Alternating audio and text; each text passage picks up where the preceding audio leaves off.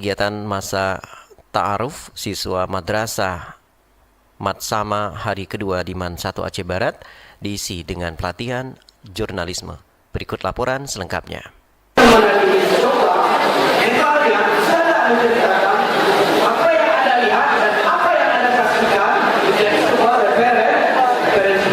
Kegiatan masa ta'aruf siswa madrasah atau Matsama hari kedua di MAN 1 Aceh Barat diisi dengan pelatihan jurnalisme Selasa siang. Jurnalisme kini menjadi profesi bergengsi yang dilirik banyak kalangan. Bahkan sejumlah jurnalis hebat masuk dalam kabinet pemerintahan saat ini.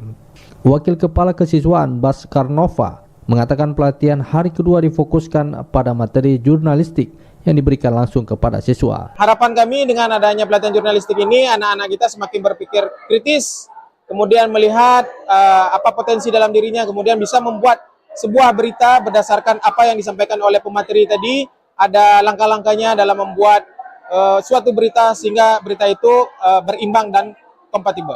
Ya, sebagian dari kita yang sudah kita wawancarai itu anak-anak memang ada yang menyukai dunia seni seperti fotografi, kemudian ada video dan lain sebagainya. Itu kecenderungan mereka dalam melihat suatu objek, tapi ada pengarahan kita juga untuk melihat potensi anak-anak menjadi seorang jurnalistik atau jurnalisme nantinya ke depan, seperti itu.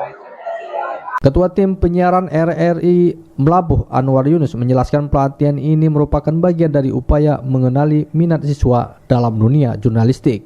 Ya, hari ini kita memperkenalkan bagaimana itu dunia jurnalistik bagi siswa-siswi MAN 1 Aceh Barat ini ya.